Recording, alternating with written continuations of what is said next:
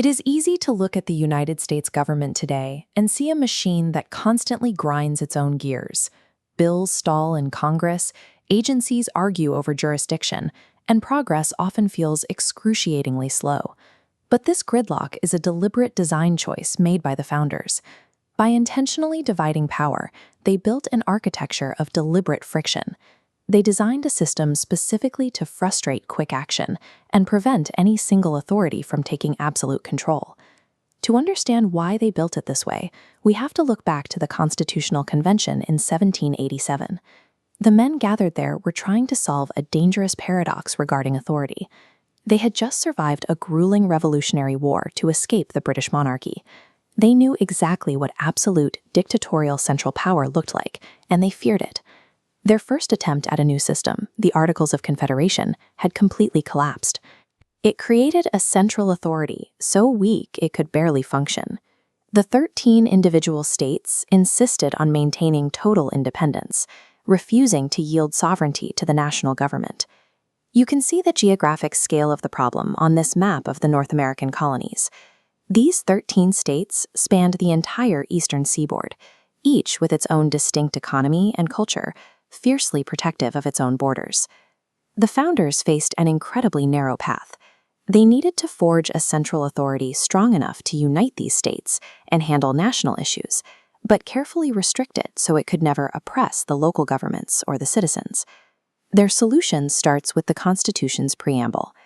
Looking at the text carved in stone here, the mission statement of the government is immediately clear.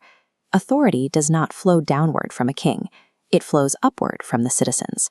This concept is called popular sovereignty, the rule by the people. Because a nation of millions cannot vote on every single daily issue, they established a republican system. Citizens elect specific representatives to rule on their behalf. This introduces the first layer of friction. The state has no inherent power. Every ounce of government authority is temporarily loaned by the citizens. The second layer of friction is geographical.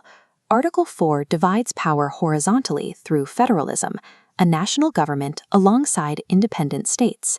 The central column handles national tasks like defense, while the smaller nodes manage localized matters.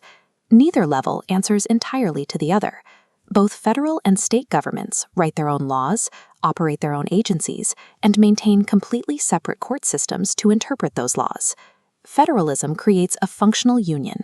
The national government can address issues that affect the entire country, while keeping immediate power safely decentralized across local communities. The final layer of friction operates inside the federal government itself. Articles 1, 2, and 3 structure the government by fracturing that central power evenly into 3 separate pillars: the legislative, executive, and judicial branches. Under this separation of powers, no single institution holds all the tools needed to govern. They actively interfere through a system of checks and balances. Congress can pass legislation, but the president can check that power by immediately vetoing it. That veto is not final. Congress holds its own countermeasure. They can override the president's decision if 2/3 of each chamber vote to push the law through anyway. The judicial branch can step in to decide if those laws are constitutional. Yet their power is kept in check because the president appoints federal judges, and the Senate has to approve them. This internal machine forces constant conflict. It ensures that sweeping actions only happen through broad consensus, rather than the unchecked dictation of a single leader. To act as a final safety valve against overreach, the founders added the Bill of Rights, the first 10 amendments to the Constitution. These explicitly list what the government is not allowed to do, guaranteeing individual liberties like the right to speak freely, worship, bear arms, and receive fair criminal trials. Even these rights require balance. To maintain public order, the government can place specific restrictions on how and when certain freedoms are exercised, weighing individual liberty against the general welfare of the public.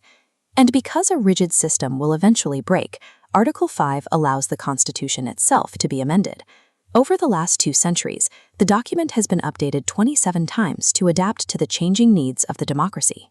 Several of these amendments structurally expanded the nation's political voice, extending the right to vote to formerly enslaved persons and eventually to women. Later updates broadened that access even further, ensuring that 18-year-olds and the residents of the District of Columbia could finally participate in national elections. The United States Constitution has survived for more than 200 years. It functions not because it is perfectly efficient, but because its deliberate friction serves as a dynamic, flexible shield for liberty.